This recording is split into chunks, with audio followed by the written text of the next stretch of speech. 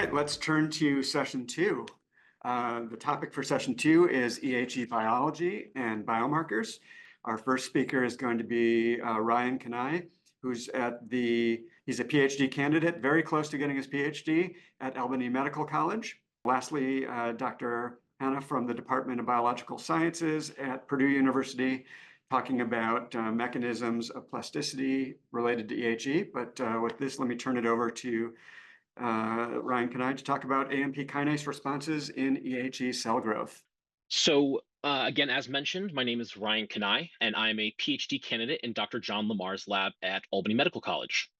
And this morning, I would like to thank the EHE Foundation for organizing EHE 360 and for inviting me to give a presentation on my project, AMP kinase represses EHE cell growth. So this morning, we were fortunate to have already heard from multiple experts, a fair bit of background about EHE. So I'm going to focus mostly on the background that's pertinent from my project and just get right into it.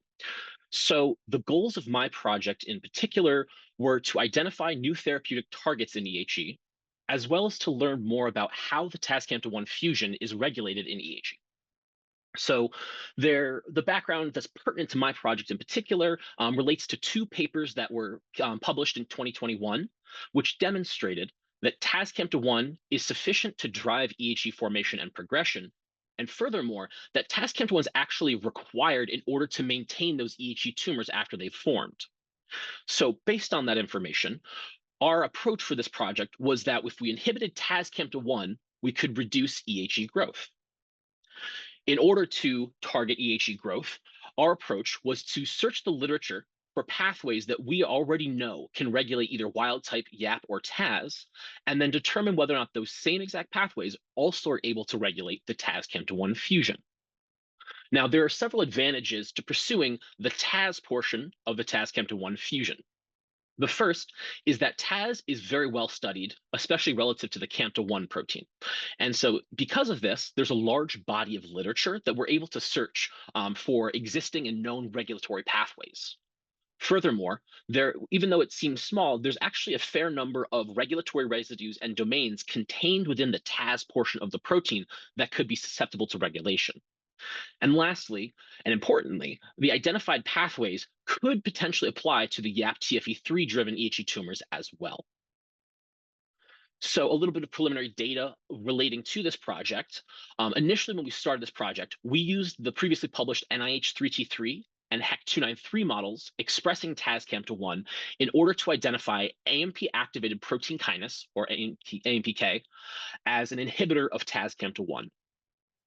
And so for a little bit of context, AMP kinase is a master regulator of cellular energy levels and is actually activated when there's a high ratio of AMP relative to ATP present in the cells, suggesting that the cells are in a starvation or low energy state.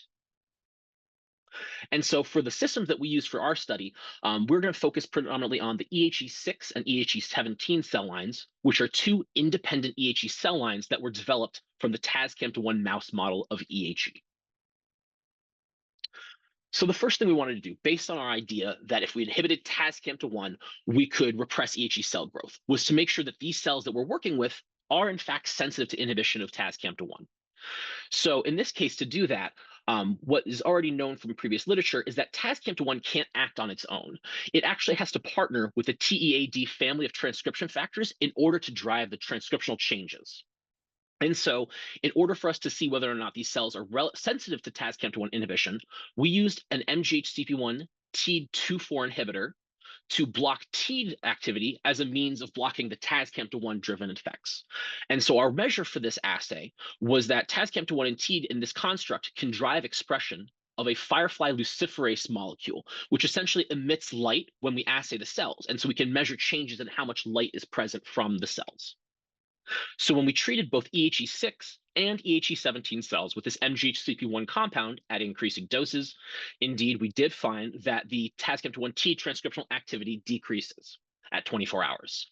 And then after treating the cells for 4 days with MGHCP1, we found, as expected, a marked reduction of EHE growth, altogether suggesting that yes, both our EHE6 and EHE17 cell lines are sensitive to inhibition of TASCAMTA1 TEAD signaling. Now, as previously mentioned, we already identified that AMP activated protein kinase. AMP kinase is an inhibitor of TAS-CAMP1 in the 3T3 and 293 model systems. So next, we wanted to determine whether or not we could use pharmacologic activation of AMP kinase in these EHE cells to repress their growth. The way we did that was through two different AMP kinase activating compounds, one being ICAR and the other called MK8722. So first, we wanted to determine whether or not these compounds are in fact able to activate AMP kinase in our cells. And the way that we measured this is through phosphorylation of this alpha subunit of AMP kinase at 3 172. When this phosphorylation increases, it is indicative of a sign of increased AMP kinase activity. And so when we treat with increasing doses of this ICAR compound, we do indeed see increases in the AMP kinase activation. Next, we wanted to determine whether or not that as activation by treating with ICAR could repress EHE cell growth.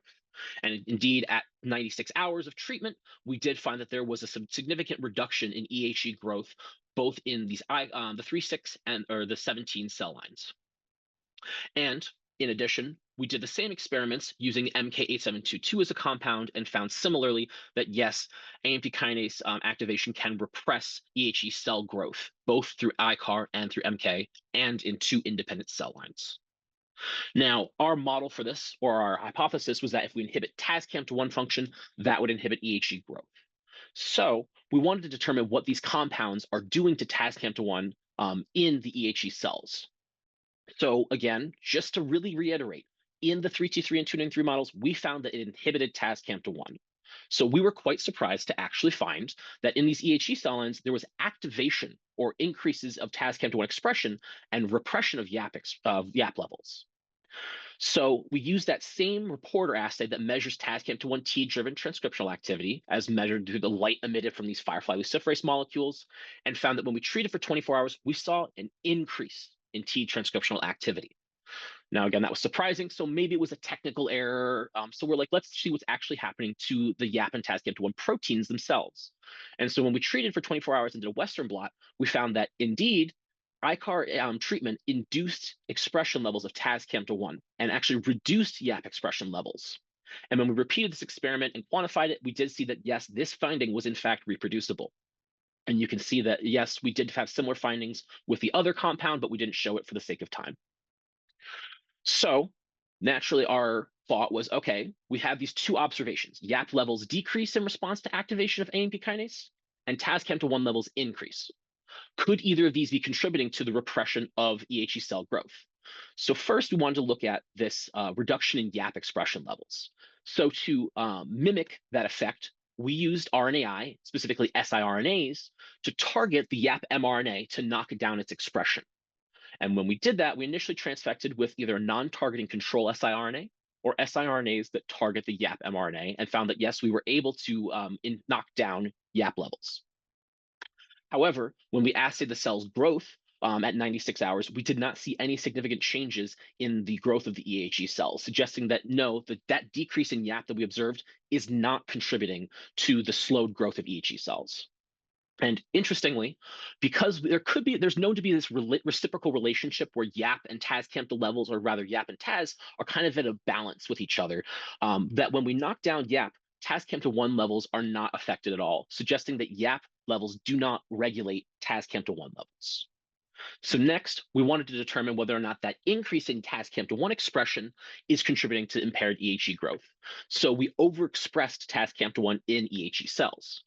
And relative to the empty vector control, we found that yes, indeed, there was substantial overexpression of TAS-CAMP1 with our construct.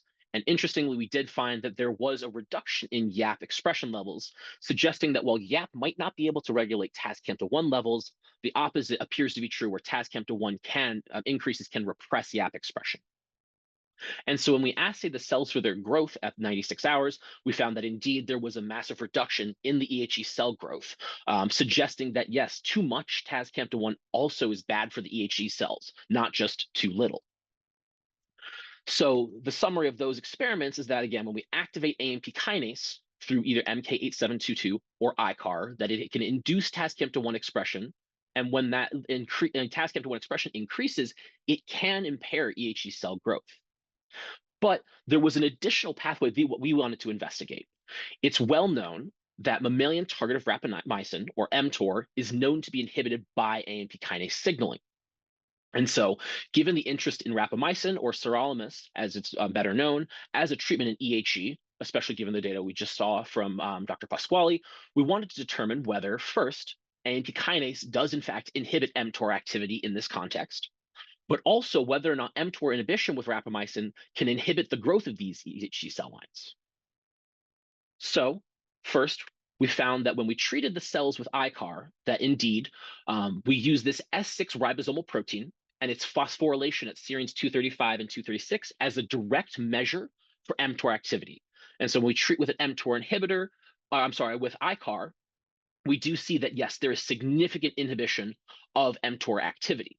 Similarly, when we treat with MK8722, we see a reduction in mTOR activity by that same readout. So yes, it does appear that AMP kinase in these cells is repressing mTOR activity. So next, we want to determine whether direct inhibition of mTOR using rapamycin, aka sirolimus, also inhibits EHE cell growth. So again, we use that S6 ribosomal protein phosphorylation as a readout for whether or not mTOR was inhibited. And yes, when we treat with sirolimus, it does inhibit mTOR activity. And so similarly, we did find that yes, rapamycin is able to reduce EHE cell growth when treated with rapamycin for 96 hours, and had similar findings in the second EHE cell line, the data not shown here.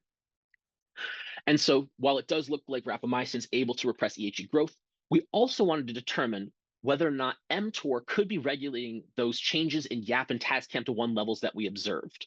And so when we treated with rapamycin, we found that no, it does not appear that rapamycin or mTOR signaling is the mediator for those changes, the reduction in YAP or the increase in TASCAMT1 that we saw from AMP kinase activation.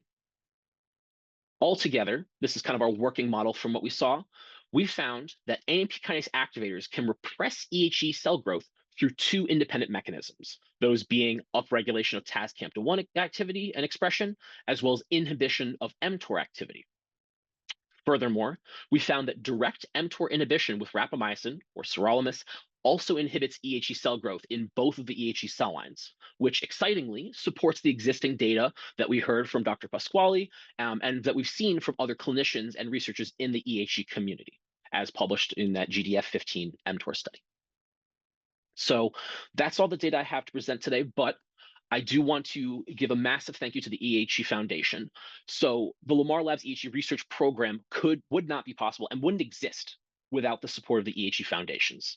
So initially in 2019, from the EHE fund, from both the UK, the United States, and the Australia funds, we were given a seed grant to begin a research program for EHE in our lab.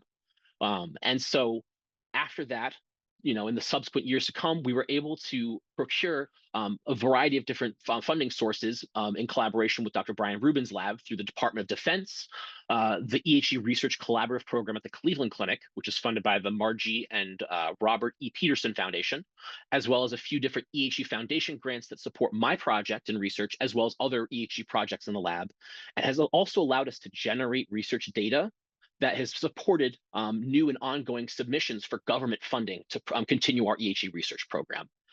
And on top of all of that, we were able to co-author 3 published papers and 1 currently in preparation for the data that you saw today, all in collaboration with Dr. Brian Rubin's lab. So I cannot stress enough how much the EHE Foundation and the EHE Fund has supported our research and our foray into an established EHE research program at Albany Medical College.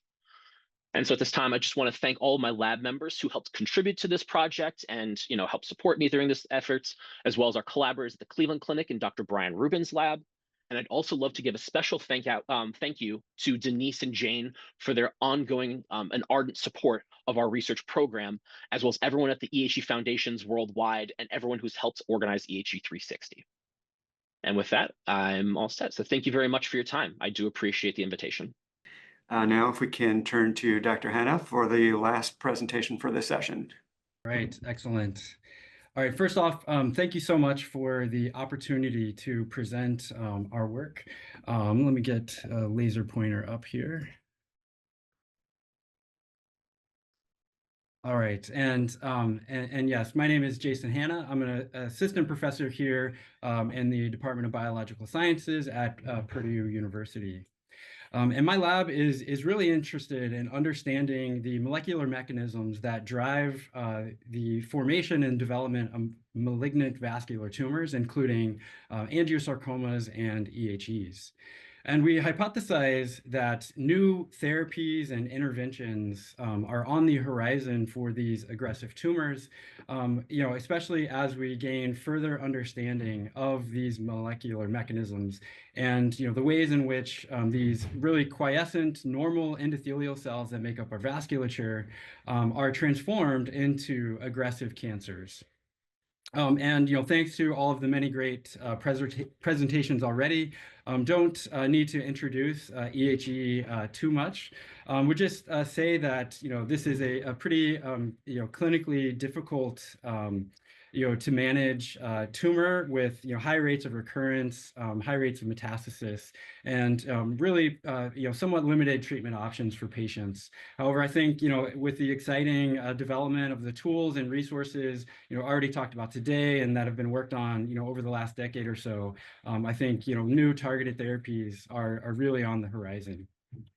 And so again, as many of you know, these EHE tumors are driven by one of two chromosomal translocations, either the TAS-CAMTA or YAP1 TFE3 oncofusion proteins.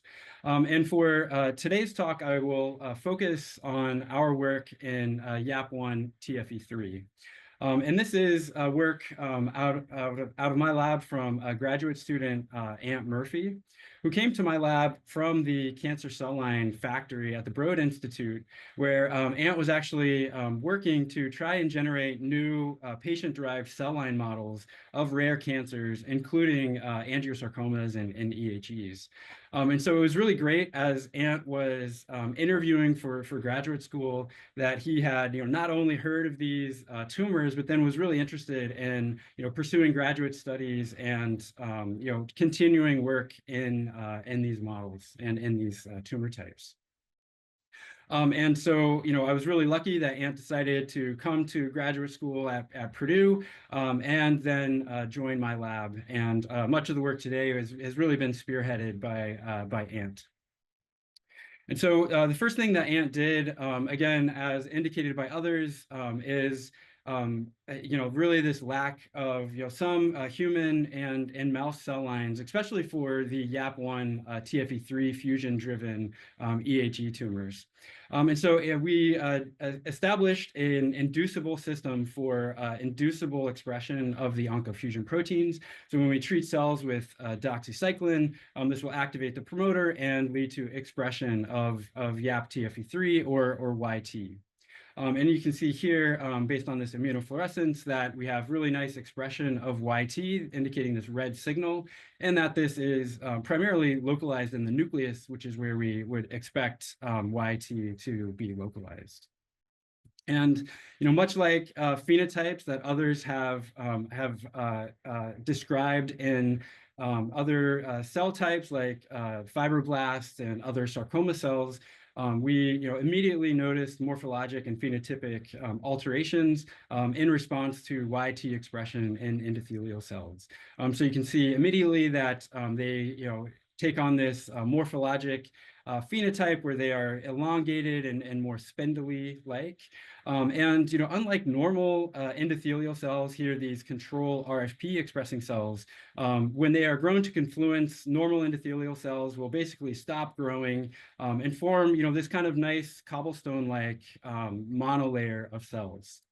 Instead, the YT cells, upon expression of YT, will continue growing past confluence, really pack in and pile up on top of each other, forming these discrete cellular foci of dense cells, again growing on top of each other.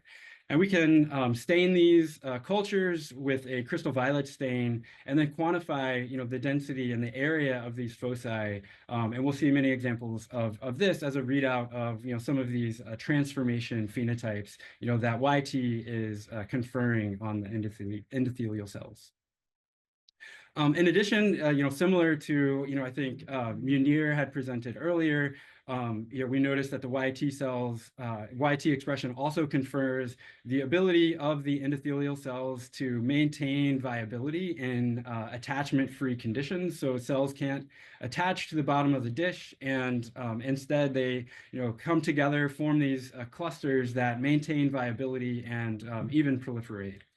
So you can see here the YT cells are more viable than the normal endothelial cells, which instead undergo apoptosis. And so you can see here increased apoptosis in the endothelial cells when grown in attachment-free conditions, and then a resistance to this apoptosis in response to YT expression.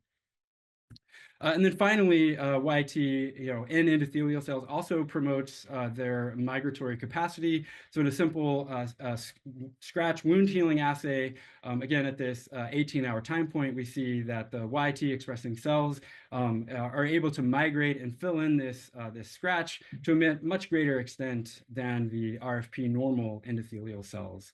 All indicating that YT expression confers many of these transformative phenotypes previously described in other cellular models. And so we next, having validated that this DOX-inducible system was working, we then conducted RNA sequencing on the cells upon YT expression. We were really happy to see a nice correlation and enrichment of genes already defined as EHE defined gene sets that were really nicely described and reported previously by Dr. Rubin's group. So we see a good normalized enrichment score in the YT expressing endothelial cells. And then we were a little bit surprised to find that endothelial genes, so genes that are typically associated with endothelial cells, are actually significantly decreased in expression upon YT expression in cells. And so here you can see a negative normalized enrichment score, for this gene set, again indicating this inverse relationship between YT expression and endothelial gene expression. And combined with some of the phenotypic phenotypes that we already described, this was pretty indicative that YT was conferring this plasticity in endothelial cells, and this process known as endothelial to mesenchymal transition, or ENDMT. This is a change in cellular state, or a transition in cellular state, where these endothelial cells lose their canonical endothelial characteristics and instead gain mesenchymal-like characteristics. And along this way, they lose their expression of endothelial genes and gain expression of mesenchymal genes. And then this confers a loss of cell polarity and adhesion. It promotes the migratory, invasive, and proliferative capacity of the cells, all providing a more aggressive and lack of quiescent cell like mesenchymal cell like properties. Now, this ENDMT process is, important and, part of just normal development. However, aberrant ENDMT has been shown to be dysregulated in several diseases, including atherosclerosis, vascular malformations, and tumor angiogenesis, both of which these latter two are, all involved with, normal organization of the vasculature. So we were really interested in further understanding how YT might be inducing this phenotype. And again, just remind you, we lose expression of endothelial cells, and then indeed, through gene expression analysis, gain expression of these mesenchymal cells, as shown here. And then furthermore, just based on, showing a little bit more of this gene expression data, again, in red, indicating upregulated genes, we see, amongst the many upregulated transcripts, we see many of these mesenchymal genes, further indicated here in this selected panel. And then in blue here, we see the downregulated genes and, many representative canonical endothelial genes that are downregulated or decreased in expression upon YT expression in cells. And so we, immediately, wanted to, kind of test the obvious and determine if YT was, conferring this NMT phenotype through the interactions with the TEAD family of transcription factors. Again, not likely needing to introduce this pathway. And so we set out to eliminate this interaction between YT and TEADs, both pharmacologically and genetically. And so genetically, we utilized this S94A YAP mutant that does not interact very well with TEADs. And you can see here a lack of TEAD band in the S94A mutants, indicating that YT indeed is interacting less with TEADs in the S94A mutant cells. And interestingly, we did see a reduction in the cell's ability to form foci. However, we were quite surprised that this did not, completely abrogate foci formation in the cells. Furthermore, it really had minimal effects on this apoptosis resistance, indicating that the YT S94A mutant cells were still viable in attachment-free conditions as well. And then finally, we see that the NMT transcriptional changes were still quite prevalent in the S94A mutants shown here in blue, where we see downregulated endothelial genes and upregulated mesenchymal genes, all indicating that perhaps some of the NMT phenotypes were not fully attributed to TEAD-regulated transcriptional programs. And this is, again, shown genetically with this S94A mutant. We also tested this with an allosteric TEAD inhibitor, K975, which also inhibits this interaction. And really nicely, again, we show reduction in YT interacting with TEADs, shown here. And, just like in the S94A mutant, we see a reduction in foci formation, but not complete abrogation. And, pretty minimal effects on NMT transcriptional changes in response to YT, even with this TEAD inhibitor.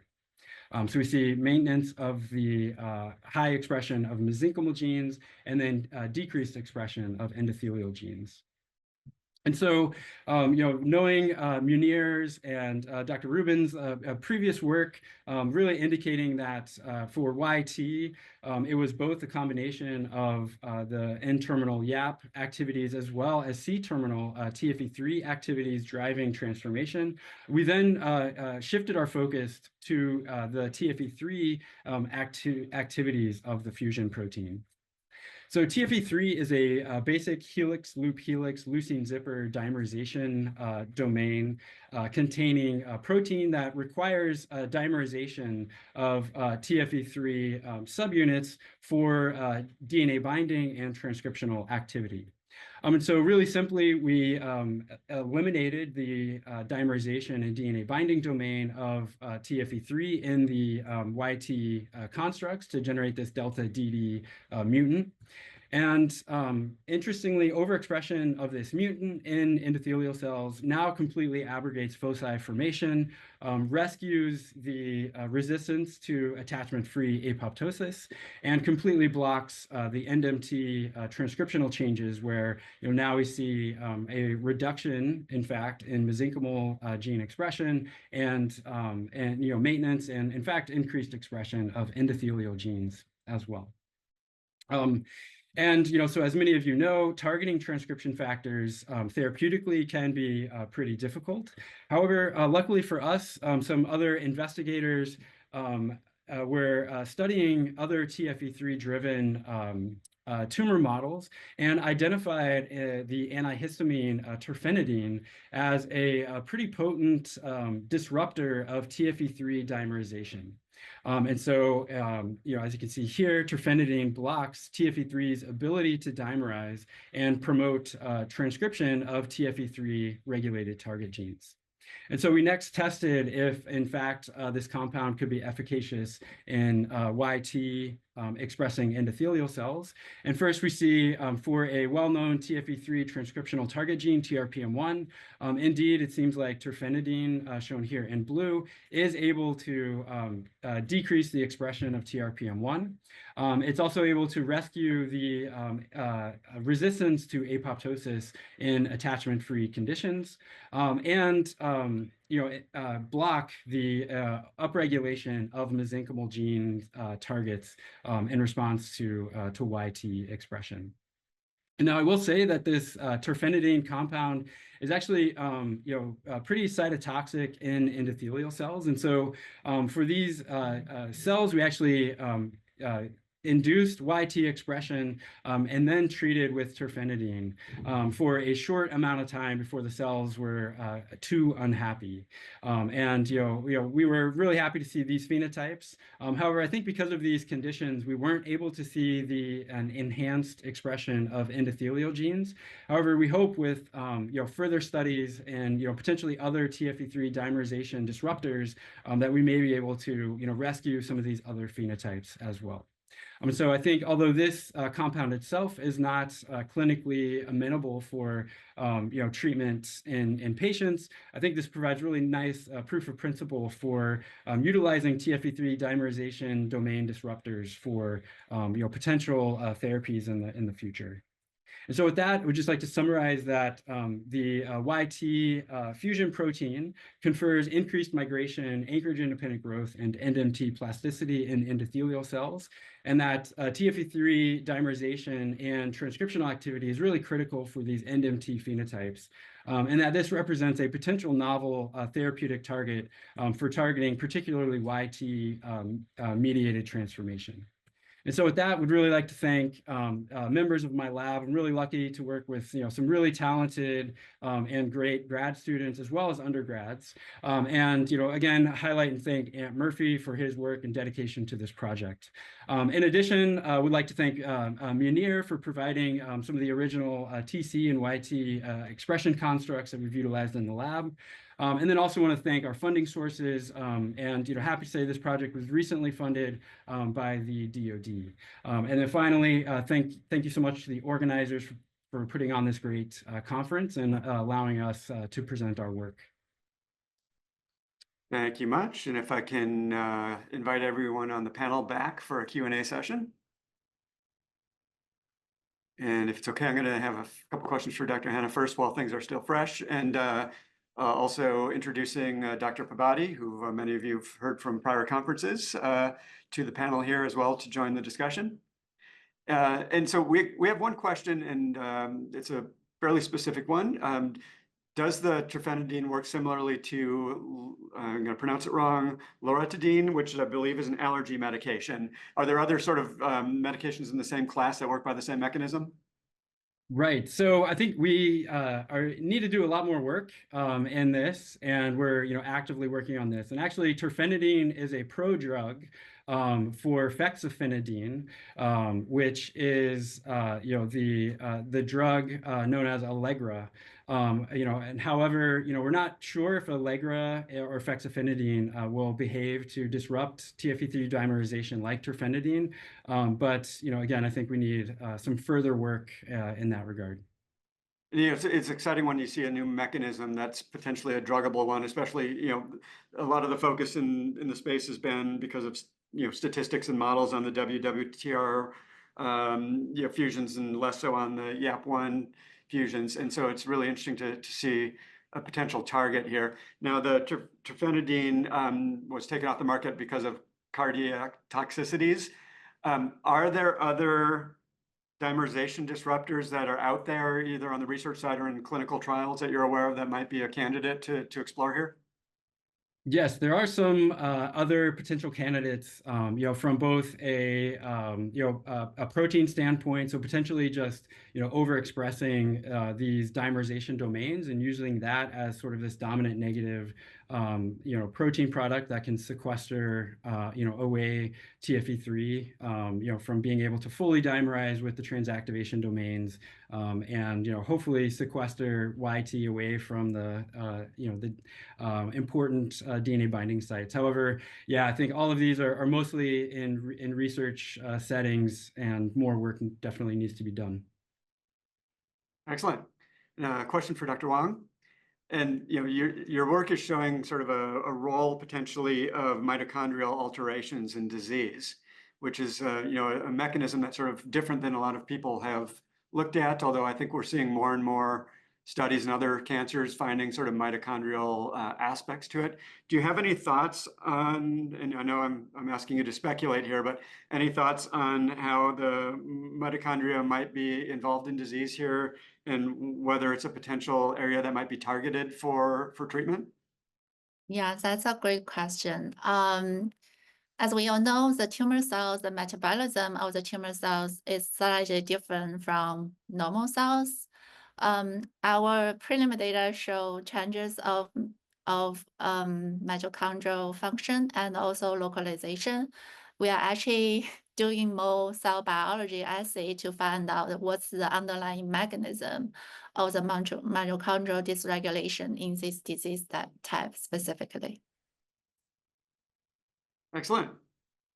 And then a question for Ryan here on, you've identified sort of a new area, again, that could be a therapeutic area of interest with the AMP kinase target.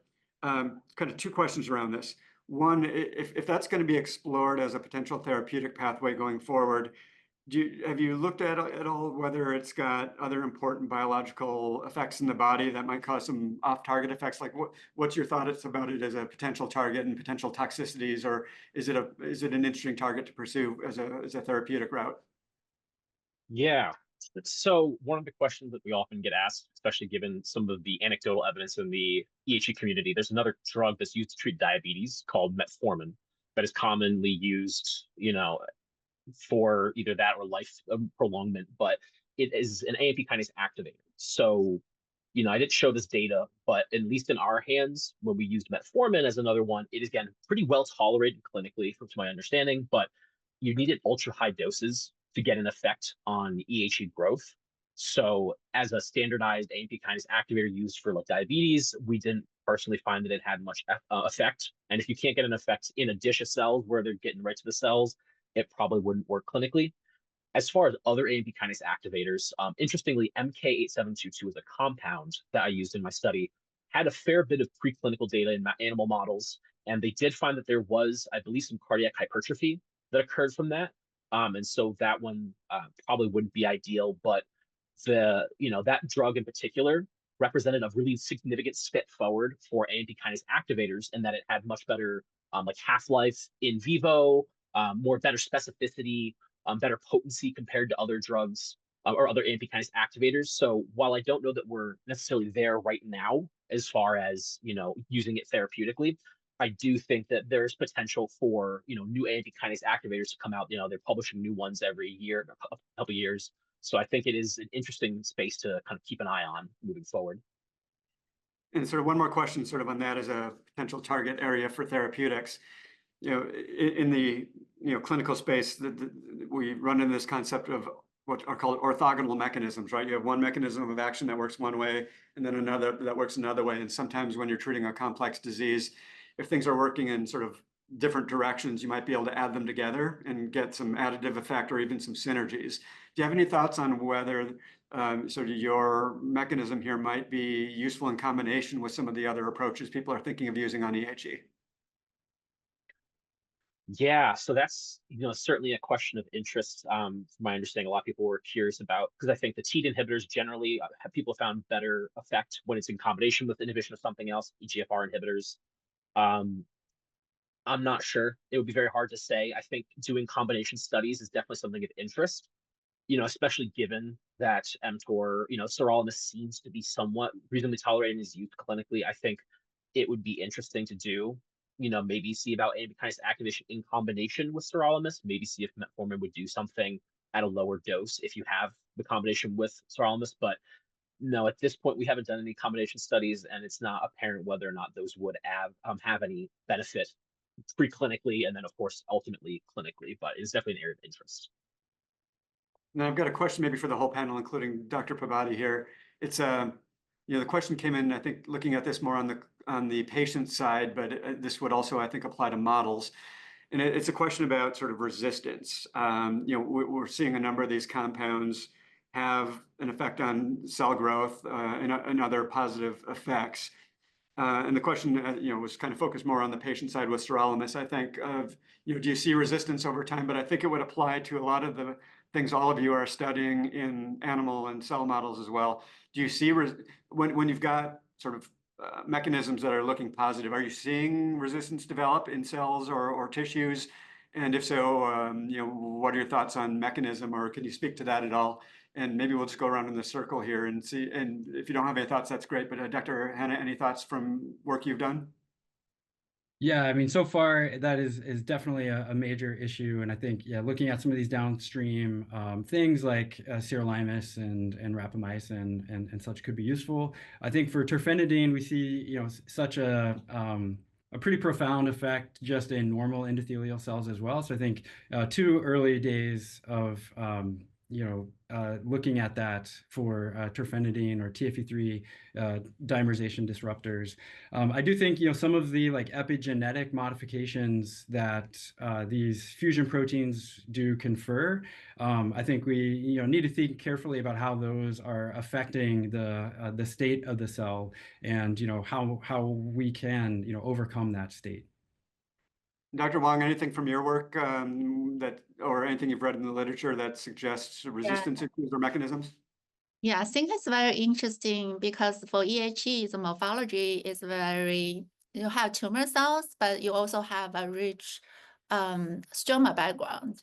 So I think in addition to the traditional drugs we are using, we also would like to see if the alteration of the tumor microenvironment also contribute to the tumor resistant to the therapy. And we are also trying to figure out if the combination of the drug can overturn this drug resistant in the patient. And Ryan, any thoughts from your work on resistance? Yeah, so we've been working towards one of the key caveats with the work that I presented today, that we haven't done any of the in vivo studies yet in terms of trying to see whether or not it actually impacts tumor growth in a mouse. And so realistically, the timeframes in which we're looking at these treatments of like 96 hours, it's hard to assess whether or not there's any resistance really developing because we don't do those super longitudinal studies. I think it's certainly an area where we could do like the next step, but I think it would be hard to say about whether or not these resistance are adapting. But as Dr. Hanna mentioned, I do think that the longer lasting implications of the epigenetic remodeling is definitely an area where I'm also curious to see kind of what happens if you were to get rid of those things, the fusions. Would there still be the lasting impacts on the remodeled chromatin landscape? It's unclear at this point, but it's certainly an area of interest. And Dr. Pobbati, any thoughts there? And then also a question came in specifically for you, asking whether you're doing any studies yourself on drug combinations. Yeah, so we work on the EHE cell models, and particularly a long-standing interest of me is to use TEAD inhibitors and how the EHE cells respond to the TEAD inhibitors. And as we've seen some data also from the talks here, they do respond. I mean, it depends on what TEAD inhibitors you use. So they do respond to it. But unfortunately, from what we have seen is that when you administer TEAD inhibitors to the EHE cell lines, they are more like cytostatic and not cytotoxic. And even if it is cytotoxic, resistance is something that invariably develops. You're not going to escape it. But it makes things worse when you have a cytostatic cells, because the cells are not dead at sense. They are not able to proliferate, but they are alive. And we have done these kind of long-term cultures, particularly with TEAD inhibitors. And these are not published yet, but we know that resistance invariably develops. And one of the pathways, and a couple of pathways that is also being published, like recently, Kieran Harvey's group published a paper on TEAD inhibitors and what kind of resistant mechanism happen for TEAD inhibitors. And they show, for example, like MAP kinase pathway is actually activated when you have TEAD inhibitors because the cells are there and they need to find some other way to surpass this kind of a cell inhibitory mechanism. And one pathway that they use is MAP kinase pathway. So the opposite is also true. The MAP kinase pathway inhibitors, when you use them, they upregulate YAP, and that acts as a resistant mechanism. And what we are also seeing is a significant upregulation of MAP kinase pathway when you use TEAD inhibitors for a long time. So invariably, the MAP kinase pathway is upregulated, and that helps the cells to grow, proliferate, even in the presence of these TEAD inhibitors. And one way to overcome resistance, and I'm not telling something that is not already known, is to do a combination therapy. So when we use, for example, like MAP kinase inhibitor in combination with the TEAD inhibitors, those resistant cells are unable to thrive. And another pathway that seems to come up, and that is also mentioned in Kieran Harvey's group, is like from that paper, is that there is also an upregulation of STAT pathway. And whether that confers resistance or not, I'm not really sure. But for, to cut a long story short, you will develop resistance. And people are already thinking way ahead of how to address this. Right, excellent. That is very good news. That's being considered and thought about carefully. We're at time here.